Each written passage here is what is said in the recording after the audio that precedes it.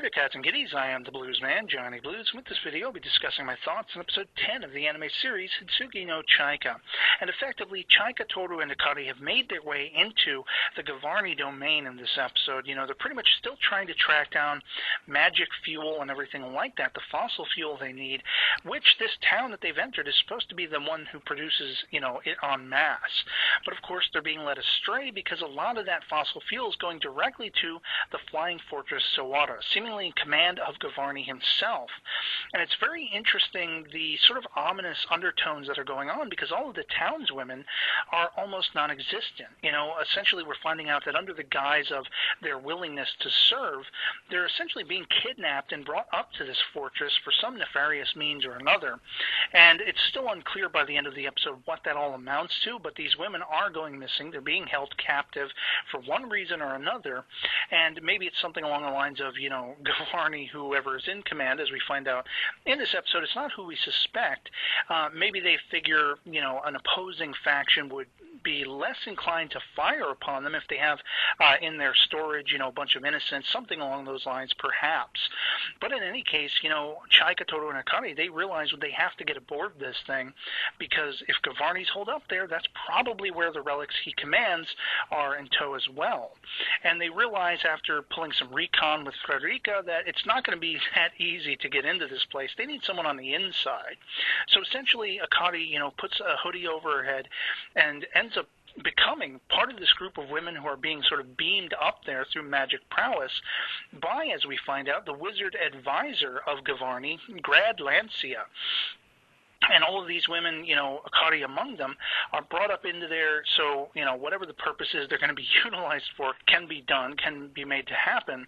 And Akari, of course, breaks off from the group and ends up at the appointed time later on in the evening, signaling Frederica, who's in her dragon form, and flying Toru and Chaika toward this place where they can enter, essentially. And what I was surprised to find out is as they're making this move, they are sort of viewed by a cowled, mysterious character who I thought perhaps to be one of Gillette's party, you know, because we also find out Zeta and Vivi have made their way aboard this place as well, probably likely using the same manner that Akari did to get aboard this thing, and they're playing recon for Gillette as well.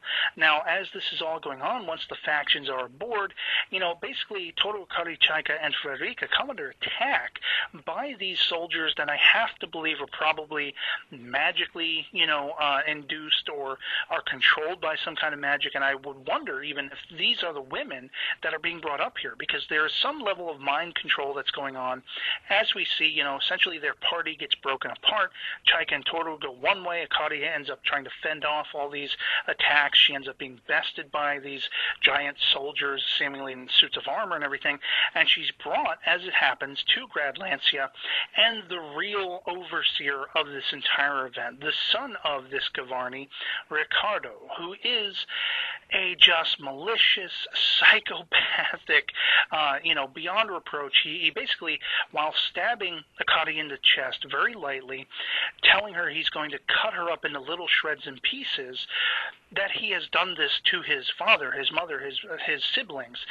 And it's just absolutely disgusting what he's capable of, and the sort of very placid way in which he describes his doing of this and how he likes it as a hobby and all this stuff.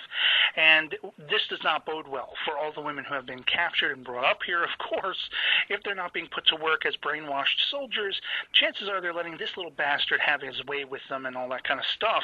And this is where the pinnacle happens, that we see essentially their brainwashing capability, because Grad Lancia ends up using this magical spell that he's concocted to brainwash Akari and make her a threat to seek out, you know, her friends essentially, and try to hunt them down and take them down on the attack. And it's just completely insane.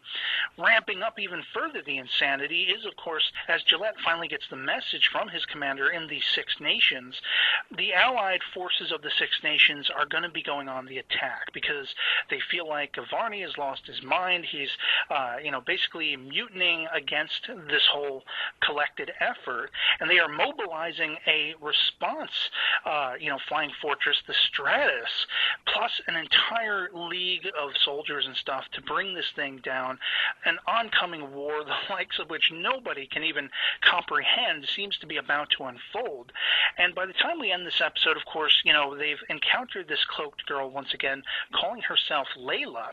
And my first impression with the way they're really hiding her face and everything is that maybe she's another Chaika in disguise. But of course, we'll have to wait to the next episode to find out whether there's any truth to that thinking.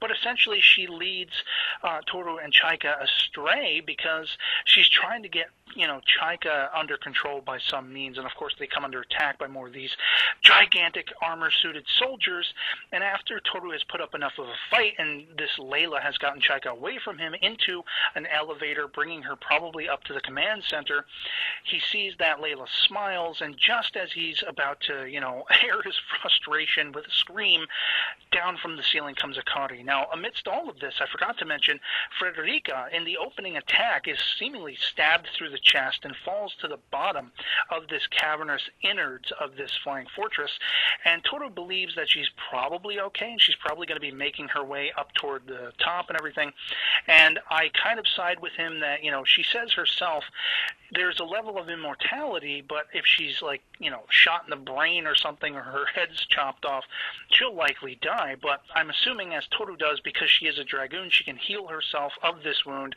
and maybe she'll be the cavalry coming over the mountaintop to save the day at some point in the next episode. But to say that the chips are stacked against our heroes by the end of this episode would be an understatement, and I just can't wait to see how everything unfolds in the last couple episodes of this Season 1. Reminder, there will be a Season 2, I believe, coming in October, and I can't wait to pick up with that again as well. So yeah, otherwise that'll be pretty much it for me on this. Hope this video finds you well, and I'll catch you all later. Peace.